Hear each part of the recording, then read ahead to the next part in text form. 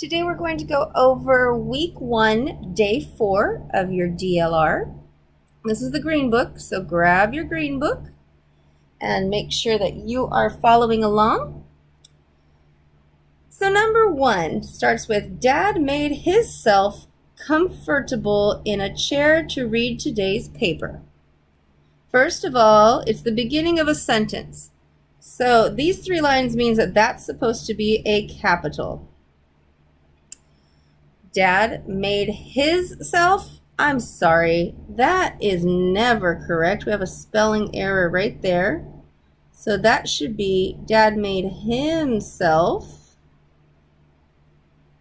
And normally I'd write the whole sentence correctly, but today I'm not doing that.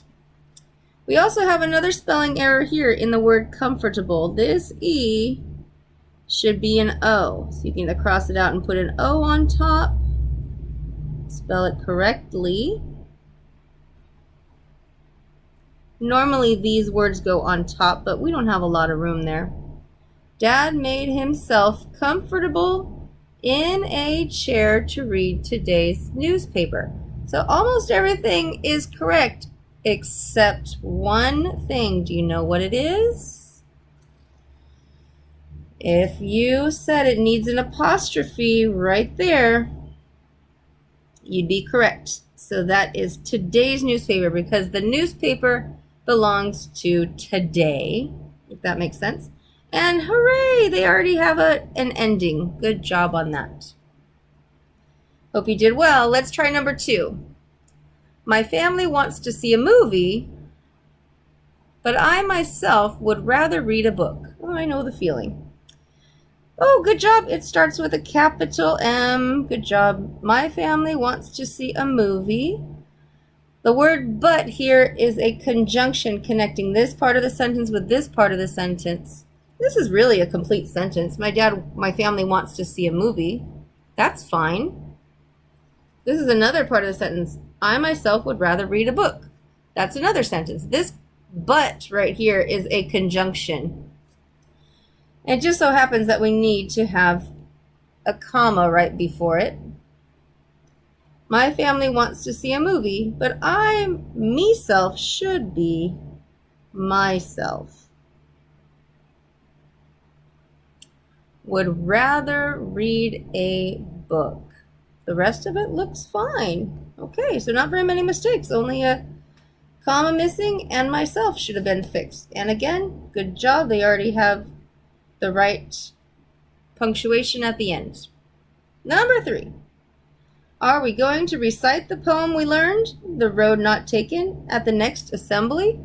Well, the answer to that is no, but later in the year we are going to read this poem. I'm sorry, it's the name of a poem? Is that what I just said? Anyone know how to show that it's a poem? I'll tell you, it should have quotation marks around it. Poems always have quotation marks on the outside to show that they are not a full book or a magazine or something else.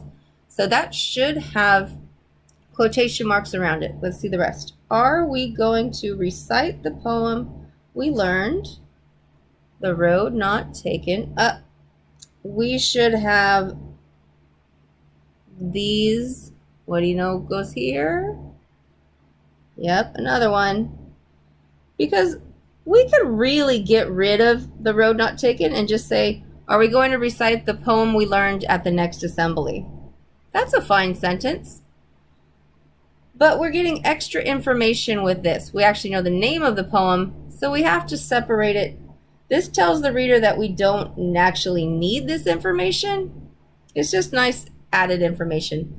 So we have to put them after the letter D and before the quotation marks here, right there. At the next assembly. That looks great. That was the only problem right there. And number 4, Elisa and Marco had a long argument about the article. Replace the underlined word with a more positive word.